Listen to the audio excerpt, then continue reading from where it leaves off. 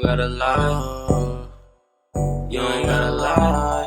Bad bitches, they gon' slide for tonight, yeah, yeah. Hanging out the coupe, ain't no room, call me Dada.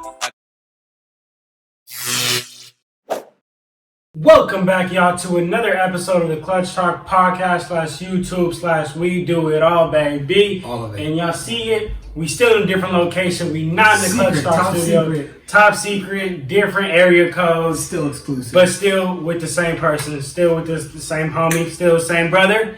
And we got a special show for y'all today, man. As always, real special. But today we coming y'all with the season awards. I see the NBA is doing that. The NBA is giving out season awards. They already gave Coach of the Year, and they're starting to give them out slowly by slowly. So what we decided to do is do our own awards. I ain't nothing really much to get into it, man. Let's do it. Let's do this, y'all. So, and y'all go ahead and drop in the comments, y'all MVPs, Rookie of the Year, Defensive Player of the Year, Sixth Man, Coach of the Year, all that. We're only doing like the main ones, you know. But let's do this. Jenner, Let's get right into it. who you got for your Rookie of the Year? Let's start with Rookie of the Year. Okay, first season. Let's start with the Rookie of the Year. Now. Okay, so I think this one, not much of a debate here. It's got to go to Ja Morant. I think he's been far and away the best player. I know the Zion hype train was insane, and there's actually people who believe he's Rookie of the Year, but I think it's just too far-fetched. He barely played the season. He had 19 games under his belt. You can't win Rookie of the Year off of 19 games. That's actually the same reason why I don't put Kawhi in the MVP conversation very often, because he plays 60 games at best. Every season. So you can't miss so many games and win an award of this magnitude, right? So what Ja's doing to lead the Grizzlies to the 8th seed's impressive. They're in the 8th seed today. They're one game ahead of 9th.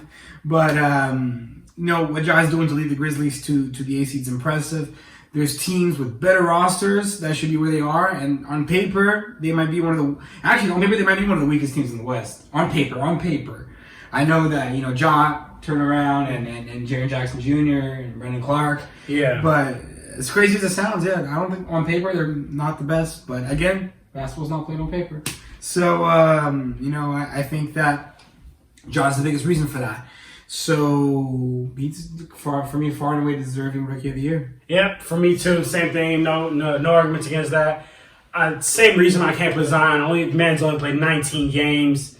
Ja Morant's played 65 games. That would just be, I feel like, so disrespectful to him to even give it to Zion Williamson just because of the hype in 19 games. Also, Ja averages more assists than him and more assists than him on a better free throw percentage. Shoots better from deep. I know Zion. You go look on Basketball Reference. It's going to say Zion shoots 42% from deep, but he also takes 0.6 threes per game, which is why it's because when he played against the Spurs, he had to hit a couple of shots. So his percentage, that game was crazy. yeah, his percentage looks a little off right now. So I can understand why you would give it to Zion just off of hype, off of what he could be, because. In the 19 games. Yeah. He played well in every game. If he did what he did in 19 games over 65, this is a much closer debate. But it doesn't matter. He could have gone for 100 points every game. I mean, maybe that's a little different. But he could have dropped 40 in all 19 games. And you're thinking, he still only played 19 games. Yeah, that's just disrespectful to Ja. And another thing that really caught my eye is the fact that Zion is 6'7", 284 compared to compared to Ja that's 6'3", 174 pounds, and Zion only took 3 more shots in the paint than Zion did. To me, that's not aggressive enough. Can't be my Rookie of the Year, but I want to know who you got for Defensive Player of the Year. Just like Rookie of the Year, easy. I know people are going to try to debate. It's Anthony Davis. He's been insane. He's proven time after time that he was worth every piece of that trade. He hit the ground running. He's been crazy ever since. On paper, he's having a great season. He's averaging almost 10 rebounds a game, 1.5 steals, 2.5 blocks. So he's getting it done pretty much consistently. But what doesn't show up on paper is his defensive presence. Right. And he has lots of that presence, right? That's not a stat. If you watch the Lakers game, it doesn't take long for you to see how he alters shots. Even if he doesn't block it, he forces the offensive player into a bad shot. and he's quick enough to guard some guards, and tall enough to guard actually bigs. Just tall and strong enough to be able to guard bigs.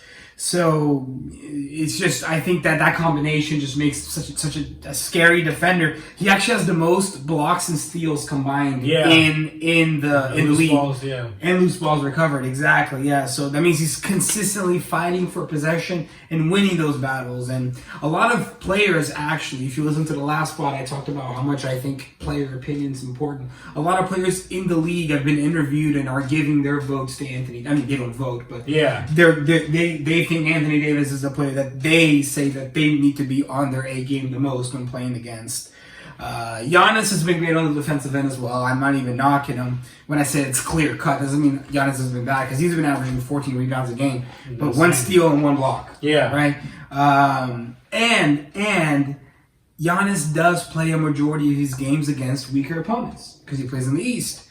Giannis is 39th in blocks per game, whereas AD is 3rd in blocks per game. And Giannis is 76th in steals per game, where AD is tied for 13th. And he's playing against tougher opponents more regularly. So I think after Rookie of the Year, this is the second most clear-cut award, in my opinion. But tell me who you got. I wouldn't say most clear-cut, because I got something else for most clear-cut. Okay. I think you know who I got. But I agree with your defensive player of the year. I do got Anthony Davis as well. It's just, man, like, come on. He's just doing so much. You could like Junior talked about, you could talk about numbers. You could also talk about the eye test. You could also talk about how much he affects players. Players that's coming in and see Anthony Davis, they going left, they going right, they'll pull it back out. And that intimidation factor. But we could even keep going talking about the numbers. So last year, the Lakers were ranked 14th in points allowed per 100 possessions. Now with Anthony Davis, the Lakers are ranked 2nd.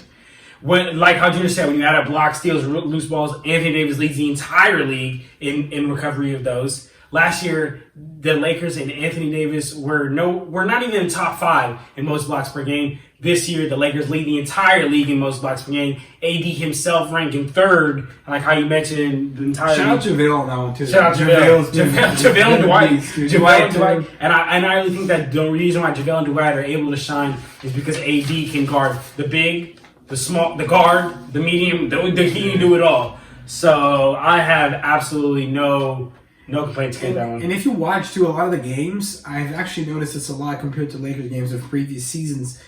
Opposing teams are actually getting a lot of shot clock violations because of AD altering those shots. Yeah. He alters their shot before you think about it out. Then you got to kick it out. And before you know it, you got 2 seconds left, and either you got to put up a bad shot, or you don't even realize and you run out of innocent shot clock violations. So it's just that doesn't show up on the stat sheet, but that's huge. That is huge. So that's what we got. So I'm glad we see eye to eye here. Yeah. So far we eye on every single one. Okay. Moving on though. Most improved player of the year. Who you got? Talk to me. Bam. I think it's Bam. It's close though. This one was close. There's a lot of good options. I think you got Bam and Brandon Ingram as the most common names in this conversation, but Devontae Graham needs some love here. I know he started off high and he kind of just disappeared. That's the biggest reason why I couldn't put him on there. So he peaked out and then he kind of went back down, but no, Devontae Graham needs some love. He improved a lot. So Kendrick Nunn improved a lot, right? But somebody who actually I did not see really mentioned a lot. I don't know if maybe might sound crazy when I say this, but Luka has not been getting much love for most improved player, and I think it's because he was just so good last season that you were thinking he was very good last year, and this year he's really good again. Yeah. But that jump that Luka has made is still impressive, right? So last year he was putting up 21, 8, and 6. This year he's at 29, 9.5, and 9. 29 points, 9.5 assists, 9 rebounds. That's sad. He's almost averaging leads the entire league. Yeah, leads the entire league in triple doubles. So it's an impressive jump, right? And you see now the Mavs are in seventh seed. I think they can get the 6th. I don't know if they're mathematically eliminated from 6th seed because I don't know there's a gap there. I know they can't fall to 8th, but so they're fighting. They're fighting for potentially 6th spot, 5th seed. Everything's kind of jumbled there in the middle, but he put them in the playoffs, right? He put them in the playoffs, and I think that is the type of player that deserves most improved player. Like I said, Graham impressive, but he kind of settled down. Ingram, he was crazy. He was actually in a good way crazy, like that he made a big jump. But I genuinely think the Pelicans have a good enough roster to make the playoffs, and they're not in the playoffs right now. Mm-hmm. They're not. They have a good roster to make the playoffs because the Warriors are out, right? If the Warriors were in and the Blazers were in, it'd be a little tougher. But there's two teams I think that are in the playoffs right now that, not that they don't belong because they've earned it, but I wouldn't have guessed, and that's Oklahoma and Memphis. I wouldn't have guessed them being in the playoffs early this season. Yeah. So I think the Pelicans have the roster to make the playoffs, and they're not. And that's not Brandon Ingram's fault. But we want to see that and push it. Partially, if you're the best player on the team, you got to make it happen. Right. But then again, this isn't like best, but it's improvement right over last season. So that's why I'm like, I can't hold them to the fire for that. But one thing that actually is interesting, we were talking about this a couple days ago about Brandon Ingram. So Laker fans have always been saying that he is good, and he just always got hate. Why? Because he wore that purple and gold. That's the only reason why. He always got hate. And I was like, oh, Brandon Ingram is a bust and this and that. And I'm like, no, Brandon Ingram is nice. He's nice. And now everyone's seen it. I'm glad everyone's seen it. He's getting the proper credit he deserves. Like, obviously, he worked on his craft to improve himself. I'm not saying this is the Brandon Ingram that was on the Lakers last year, but the foundation was there. Yeah. So that brings me to Bam, pretty much. He's been great. He might even get a couple votes for Defensive Player of the Year. Maybe. Yeah. I mean, I don't think he's gonna win it, but he can get some votes for it. He's averaging 16 points, 10.5 rebounds, and 5 assists. 1.5 steals, 1.5 blocks, right? And a little bit of everything. But yeah, he really came up as one of the best bigs in the league, and that's actually the thing. I think because Jokic set the bar so high for a ball moving big, that we don't really notice what Bam is doing. But just because Jokic is up here doesn't mean Bam is not good. He can be number 2, and that's really, really impressive too. Right, so I think he has the versatility to guard lots of different types of players, and I think out of all players, he just made the biggest jump from where he was last year to this season. That's about as clear as I can get. Absolutely no debate against that. Bam, rookie year, 19 games. He started in 19 games. His sophomore year, he started in 28. This year, he started in all 65. And like how you mentioned, his scoring from 8 to 16, his assists from 2 to 5, rebounding from 7 to 10. His blocks from not even a 1 per game to almost 2 per game, and often Bam, if you watch the Heat, Bam brings the ball down court. Bam can be the one that's running the pick and roll as a ball handler, or also running the pick and roll as a screener. That's just insanely versatility. Yeah, Bam has it on. Funny because me and Jenna were talking about this list yesterday, and I had Brandon Ingram, but I really did my research, and I was But B.I. took this one. I'm not B.I. Bomb took this one. But, so, to get good as a player, you need to put the work in, but you also need someone there at your corner. So, my question to you is, who is the Coach of the Year? Coach of the Year. It's an easy question. Mm-hmm. Easy question. Billy Donovan. Billy Donovan. To me, there's a couple of contenders. Frank Vogel, of course. Yeah, I think he did something special, especially because he was doubted a lot. If you pull back to some ESPN interviews or First Take or whatever, a lot of people thought that Vogel was going to be gone by Christmas, and Jason Kidd was taking over that role. Yeah, Vogel's been great. He's great. Number 1 in the West. Number 1 in the toughest conference, right? So, Budenholzer, another impressive campaign. Nick Nurse, stellar as always. Great coaching. He's able to keep the Raptors relevant. But Billy Donovan has to be the winner for me, though. I think what he did with that OKC roster. I mean, they were called a bunch of misfits in the beginning of the season. You remember that? And there was even rumors that CP3 wasn't going to stick around for long. Remember, they said, they're going to flip him to the Heat or they're going to flip him to the Pistons. Yeah. And it was a bunch of rumors that he might just be on the Thunder roster for a matter of weeks. And now they have a veteran leader in CP3, one of the best young talents in SGA. And my opinion, he's got another award here. I'm kind of spoiling already, but that's Sixth Man of the Year award. Dennis? Yeah. Okay. That's why, guys. So a little spoiler there. My bad. I don't know if I was supposed to bring it out early, but in my opinion, the Sixth Man of the Year, and that's all thanks to Billy Donovan's great coaching, I think. He's able to bring them together, lead them to a playoff spot. Now they sit, I think, 5th or 6th in the West. It's flipping every minute. The standings are changing. But with that roster, man, to put him up there in the West, that's tough. That's impressive. So that's props to him, and I think he deserves that Coach of the Year honors. That's impressive. I didn't think that the Billy Donovan the Thunder would be where they are. So that is true. That you got to take that into account. First disagreement on the episode so far. Okay. First disagreement. I have Nick Nurse, the Raptors coach. The reason why I have Nick Nurse is because he got the Raptors in second place.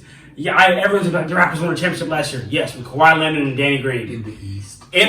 Get Kawhi Leonard and Danny Green, and everybody in this whole universe knows that if KD would have played, it would have been a whole different situation. But that's a whole different topic to get into. But the reason why I have Nick Nurse is because he has the Raptors with Van Vliet, Kyle Lowry, Norman Powell, Serge Ibaka, OG Anunoby, Marc Gasol. The only real player on there is Pascal Siakam. And I wouldn't even say Pascal Siakam is a good enough player to where you just, even in the finals, just say, here, go give me a bucket. I don't even think he's that good yet. I don't even think he's that good to be you in the finals. You're freaking out. None of your little plays are working. Give it to somebody. You could, like LeBron, you can do that. A Luka, Kawhi, a bunch of these players, right, that have been in the finals. A Steph, you could do that. A KD, you can do that. Maybe a Clay. Maybe you run a couple plays. But I don't think that Pascal Siakam is that good yet to be able to be like, give me the ball, I'm going to get a bucket, I'm going to win, I'm going to will us to the victory, right? And for them to be in second. I understand that it is in the East. They're in the second, but he got Kyle Lowry going off for 30-point triple-doubles. I mean, not double-doubles. OG Anunoby gave LeBron so much trouble the other day. And yes, I get it that the Lakers had already clinched that number one spot. So they hadn't yet. But they were one game away with like 7 games left or something. So I understand that the Lakers for sure, LeBron took that into mental, like, okay, I don't need to try against that hard against OG Anunoby. I still have 7 games to clinch. But OG Anunoby gave him a run for his money. And I think that when bad players give good players a run for their money, it's not because of skill level. Because we know it's OG Anunoby's skill level is not touching LeBron. OG for GOAT. I think I think that it's the coach. Whenever a bad player keeps up with a good player, it's the coach. Because the coach knows the other good player. Like Nick Nurse knew LeBron. He studied LeBron. He's been studying LeBron. And he knew exactly when to throw OG at him, how to throw OG at him, and all of this. And I just think that, but that also could be for the Billy Donovan case, because where are the Thunder supposed to be here? No, right. But he's giving them a run for their money. Yeah, and that's they got there by him studying everybody. Exactly. This is who we go here, and here. So okay, for sure. All right, moving on to the 6th man of the year, the one we were talking about earlier. All right, so I already spoiled my pick. And it's Dennis Schroeder. And there's a couple of options here. Lou Williams is always an option. Montrezl Harrell. Derrick Rose is a legit option. Somebody else is not going to get a lot of love, and you guys are going to say I'm biased. But Dwight Howard, he's been impressive coming off the bench. He wouldn't win it. I think of all the names, he's the least out of these 5. But doesn't mean he's the least out of the entire league, right? Like in the beginning, he was great coming off the bench. Then he kind of slowed down. Now he's bringing back that production again. So we're just kind of seeing. I think that's a little too much inconsistency to win the award. But he deserves a shot at least. But the thing about Lou and Trez is that they play starter minutes. They just don't start the game. Yeah. So is that really 6th man of the year if you have as much time on the court as a starter to get these numbers? In my opinion, no. That's why I can't really respect a lot of Lou. I think Lou's got 3 of them, but I think only one of them is actually playing 6 minutes. The first one, I don't know exactly. I'm not even trying to bag on Lou. I have my own gripes with him, though, because of how he played on the Lakers. That's another story. But I think if you're getting starter minutes and you're putting up these, crazy... Like, every player in the NBA is a very, very, very good basketball player. Yeah. So with enough time, you should be able to generate, a reasonable amount of points. Yeah. Right? So, and then the what's the word I'm looking for here? I guess minimum or threshold that they look at for 6 minutes. Like they don't expect a 6 minute to be putting up 30 points off the bench. If you're doing 30 points a game off the bench, you either move into a starter role or it's just something like where they're hacking the system where they don't start you. the first possession you get subbed in, and I feel that's what happens with Lou Williams, right? He plays an amount of starter minutes. Same thing with Montrezl Harrell. Yeah. Like, he's way better than Ivica Zubac. Zubac is the starter on paper, but Trez is the one who's getting the minutes down the line, right? So because of that, you just can't give it to him. And then you got Dennis Schroeder. He leads bench players in all points, by the way. So he's shooting 47 from the field, 38 from 3, and 84 from the free throw. So he's putting up great numbers. He's actually 8th in point guard defensive plus minuses this year. Or up until March, which is when everything counts. So that's amongst all guards, not just guards coming off the bench. And like I said for Billy Donovan, look at what OKC is doing. They got with that team into the playoffs. And three-headed monster at guard. There's 3 guards with Dennis, Shea, and CP. Yeah, and then they're 5th, 6th in the West. So it's just it's obviously it's a team effort, but I think Dennis deserves his fair share of the credit, and that's why he's 6th man of the year, in my opinion. So when I was looking at these numbers are so similar, y'all. Like listen to these numbers. Listen to Lou Williams' average per game. Look, 18.5 points per game. 5 assists, 3 rebounds, 86% from the free throw line on 5 free throws, 36% from deep, and shoots 41% from the field. Now, compare that to Dennis Schroeder, 18.8 points per game, 4 assists, 3.7 rebounds, 83% from the free throw line on 4 free throws per game, 37% from deep, and 46% from the field. Those numbers are just like, you just keep like going like this, so it's crazy, and I didn't know who to give it to, but I know some of y'all basketball junkies may come for me for this one, but when Lou Will went to Magic City, that hit me somewhere. Okay, cool, it's okay, like go do your thing, but we're in this quarantine, we're trying to win. You go home for something, and this is what you're doing. And if I was on that team, I'd be pissed. I'd be like, Lou, come on. Because you bring in all this negative attention, all of the you're endangering your players of playing. Can you imagine if Kawhi Leonard got COVID? It'd be over for him. If Kawhi Leonard got COVID, it'd be over for him. He would take 3 seasons off. He would never play. So because, and I know that's technically not a basketball reason, but to me that's big. That's like quitting on your team. That's worse than Avery Bradley in my opinion. And Avery Bradley's hurt. But that's the reason why I'm going with Dennis Schroeder, because he did not wing it. but yeah, I'm going with. I was actually going to say, well, the only difference between their numbers is how many averages tripped to Magic City. Is Dennis averaging the season 0 per season. So okay, all right. Well, so we got the agreement. So we agree on everything pretty much except Coach of the Year, right? Okay. So let's see if we're going to agree on the MVP. Uh-oh, this is the biggest one, y'all. This is the big one. All right. You want to go with? Or you want to roll with I'm not tripping. What do you want to do? You want to go first? All right. Let's want you go first. Okay. It's your pod. It's Mr. MVP. Without a doubt. In my mind. Okay, so for me, it wasn't without a doubt. Is this the clear cut you were talking about? This is the clear cut I was talking about. For me, it was not without a doubt. This is the clear cut I was talking about, y'all. So without a doubt, in my mind, LeBron James is the MVP. Okay. 26 points per game, 10.5 assists per game, 8 rebounds, shooting 50% from the field, 34% from deep, leads the entire league in assists, second in the league for most triple-doubles with 13, one behind Luka Doncic. Just clinches the #1 spot in the Western Conference, which I always said he couldn't do because he was in the East. That is true. Everyone always said that. Everyone always did say that.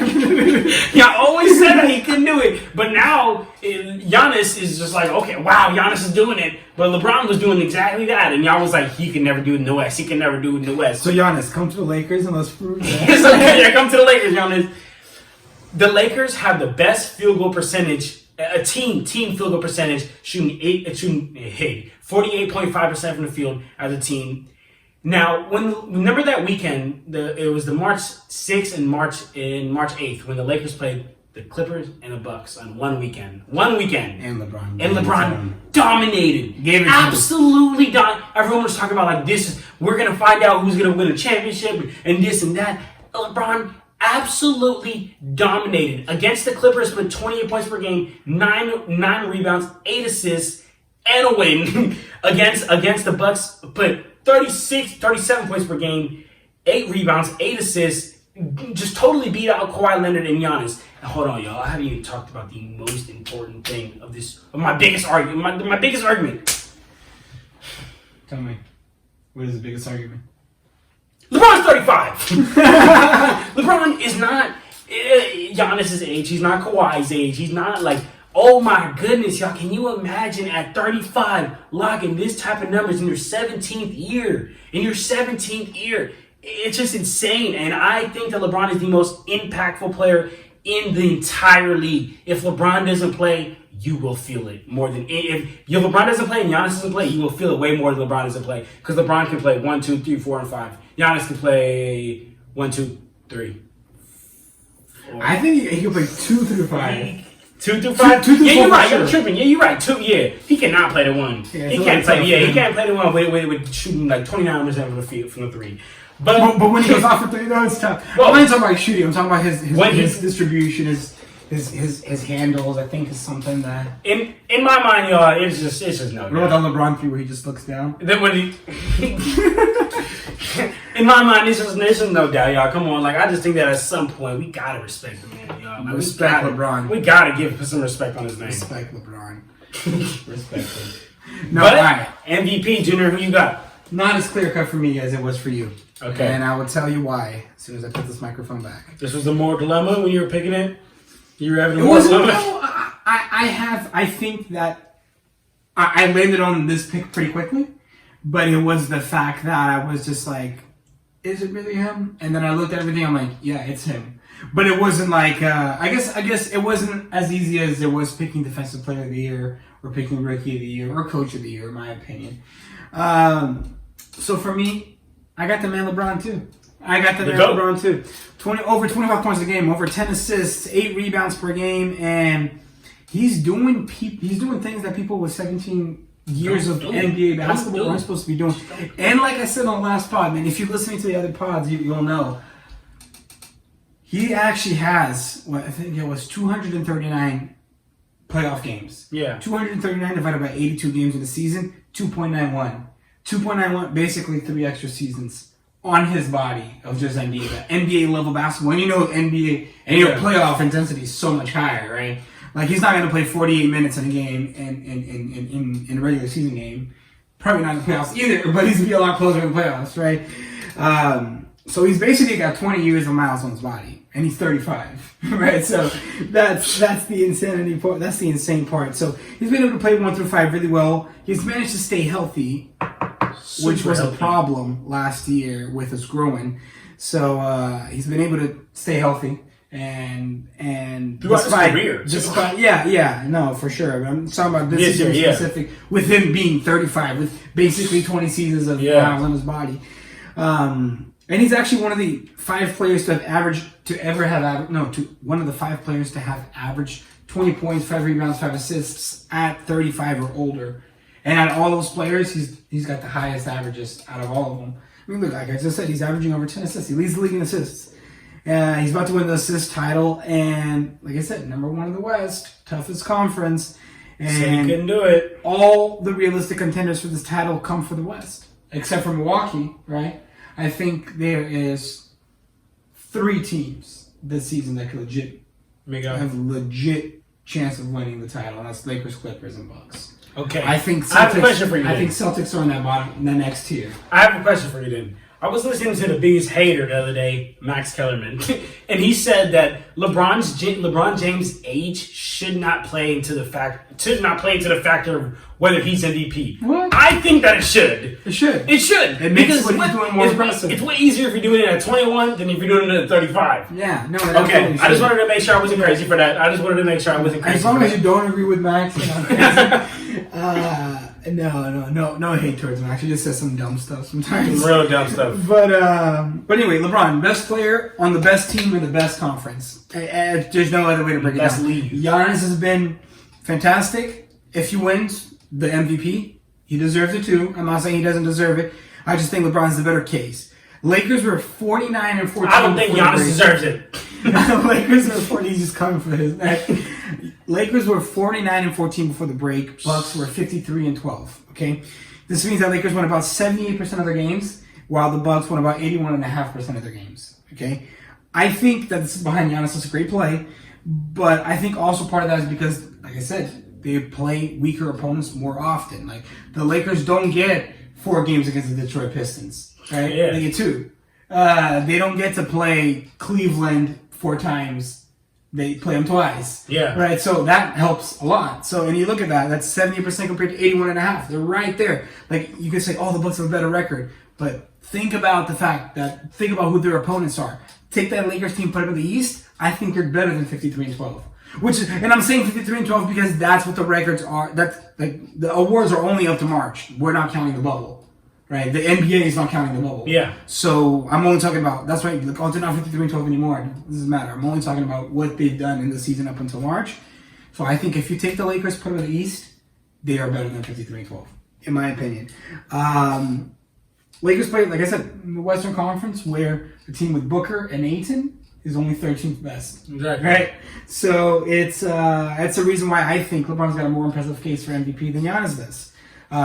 Context matters, age, and opponents matter, East versus West. So, and he's got the numbers to back it up. It's not like, oh, I'm saying, Alex Caruso should be MVP because he plays in the West. That's not what I'm saying. I'm saying LeBron's got the resume, he's got the numbers. Yeah, he's not averaging as many rebounds as Giannis. I don't know if he's averaging as many points. More minutes than Giannis. More minutes than Giannis, which is another opponent. Exactly, just super impressive. That's LeBron for MVP in my opinion. LeBron for MVP. I don't really think that this starting to become the LeBron show, but it's okay. It's okay if you deserve it. You deserve it, LeBron. If y'all don't like it, then become better. Beat LeBron. But until then, y'all, I don't think nobody's touching LeBron or the Lakers. Not this season. Not this season. Not this season. As much as you may hate the Lakers, it's just you gotta give it up to them. Because come on, man, we didn't struggle for so many years. I know, it's been so many years. So you know what, man? His last ring. But LeBron's our biggest one. Some people could say that 10 years is not that long. A lot of teams have to wait a lot longer. A lot longer. 50 years. So, yeah, no, I'm definitely not complaining about it, but I think it's about time the Lakers get a title. Gotta do it for Kobe. This year. Gotta do it for Kobe. So, gotta do it. There you have it, though, y'all. That's our season awards. Real quick, let's go through real quick. Who you got? You had for MVP? You had LeBron. Who you have for rookie? I had LeBron as well. Rookie of the year. Ja as well. Defensive player of the year. Anthony Davis. Anthony Davis on the south side of Chicago. Anthony Davis as well. Sixth man of the year. Dennis Schroeder as well. Most improved. Bam. Bam Adebayo. Coach of the year. That's what we got different. Nick Nurse. Nick Nurse. I thought he was trying to dab me. Nick Nurse. That COVID dab. Nick Nurse, y'all. Hey, let me know who y'all got for every single one of these. Yeah, let me know who you think had the better list season awards, however y'all want to say that. Same thing. Even though it's the same thing. So let me know if it's Nick Nurse or Billy Donovan. Or let us know too, like what you think about do you have LeBron as MVP? Yeah. Do you have Giannis? Giannis could have a case for both MVP and Defensive Player of the Year. So can Anthony Davis. Yeah. Only reason why I didn't talk about that, y'all, is because I gave y'all one MVP. If I would have gave y'all my top 3 choices, it would have been LeBron, Anthony Davis, and Giannis. Giannis before Anthony Davis? Yes. Wait. No. AD over Anthony Davis. Damn. AD over Anthony Davis. I was gonna say I wouldn't do that, but maybe I would. I would. I'll tell you something. Anthony Davis has an argument for 2 awards, right? He could be MVP and Defensive Player of the Year, like Giannis. Giannis has got an argument for 2 awards. Like I don't know if maybe AD wins that MVP. I don't think so. It'd be rough. It'd be hard to get AD to really. The NBA, for NBA fans and NBA, like whoever matters for them, for you to actually vote AD in, I don't think it's gonna happen. But if we're talking about like just the fans that are like just watching, I would vote AD over Giannis. Over Giannis. I would vote Bron AD then Giannis. And I honestly I was reluctant to say that, but if you think about it, AD has statistically been the best player on the Lakers. Best player on the Lakers, yeah. Statistically, yes. I think, but it's more than statistics. It's more statistics, and it's also the fact that AD wouldn't be that if LeBron wasn't there. Yeah. I don't think AD would be, but also LeBron wouldn't. Would LeBron be that? I think he would. Well, I think he still would here's be the that. thing. Here's the thing, though. So a lot of people talk about Lakers last year and how they missed the playoffs, but they forget that they were fourth until LeBron got injured. They were fourth in the West until LeBron got Yeah, injured. so everybody got injured. Yeah, it's true, not just LeBron. So if the Lakers would not have, gone through the injury bug last year, they would have been in the playoffs. They would have won. I'm not saying they would have gone in the West, but they would have been in the playoffs. They would have been a playoff team, and they would have gotten as much. And put some respect on LeBron's name. You would have at least got 1 or 2 games on any team last year. Yeah, any team. So we'll see. We'll see what's going to happen this season, but it's overdue. Time for a Lakers championship. Time for a Lakers shit. Bring it home for Coes. Ain't coming. But there you have it, y'all. Those are our season awards. Let us know in the comments how y'all feel. Like, comment, subscribe, and as always, we'll drop right here the Clutch Talk, the Clutch Talk Instagram, all our Instagrams. Y'all follow. Y'all get it's real interactive. NBA polls, NBA updates, and all that. Stay on there for more. For more, y'all. And that's it. Awesome. Besides that, we out of here, y'all. Appreciate you having me on. All right, y'all. Always awesome. We out of here. Clutch Talk out.